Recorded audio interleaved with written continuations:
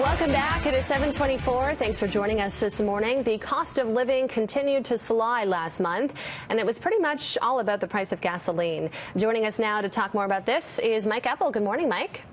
Hello there, Mary. How are you? I'm good, thanks. So, price of gas was pretty cheap for a while. I have noticed that it has started to go up, though. It's creeping up. Yeah, it's creeping up a little bit, but last month it was down. If you look year over year, down by 30%.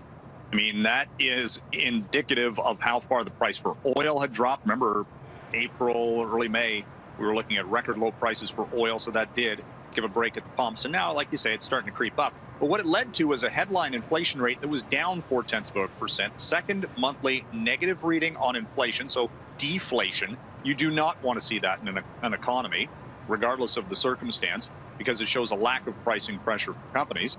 But again, trying to gauge this with an economy that was ostensibly shut down, a little bit difficult at this point. Where we did see prices going up, grocery store prices. Well, there's a surprise. Things in high demand. Canned goods, for example, were higher year over year on a price basis. Things like meat and vegetables also on the rise. So we did see that structural move in pricing for consumers. The other thing was down, of course, travel-related costs, hotel rates, airline fares. Nobody was flying, nobody was traveling last month. So again, we'll see where this goes over the next few months to see if there's any type of bounce back. And no snap elections, at least for another 2 months after the Trudeau government plans to extend the CERB. Yeah, 2 months of the Canada Emergency Response Benefit, $2,000 a month. Let's face it, there are still millions of Canadians unemployed, still requiring government assistance in this case. This is going to add to the deficit spending. We'll get more details about that tomorrow. But the NDP had pushed actually for a 16-week extension. They got half of that. So there was political maneuvering here.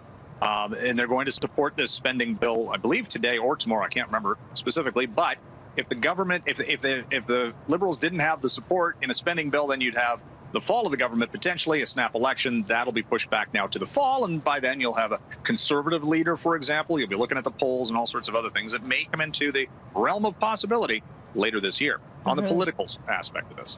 Okay, real quick, let's talk cruise lines. Norwegian Cruise Lines delaying any new sailings until after September. And it's a sliding target because now you've got this increase in outbreaks in Florida, which has the biggest ports in the United States. So the cruise ship operators are going, yeah, we can't do much right now. And it's interesting. The booking numbers, Mary, are, quite high because, some of these deals, I still get them in my inbox here. Oh, go for a week for like $300. Like what? Wow. It's ridiculous. At the same time, consumers looking for a bargain. Flip side, the travel operators are offering guarantees, and that's a key to rebuilding confidence because a lot of people weren't getting paid back for their flights that they had booked previously, right? So that's kind of a new trend going forward. All right, Mike, we are out of time, but I'm sure a lot of those people that were on the cruises in January and February are still recovering from PTSD from being stuck on the boat for 2 weeks. Possibly. Yeah, thank you so much. We'll see you tomorrow. 7:28 now. We'll take a break. We'll have more news ahead. Stay with us.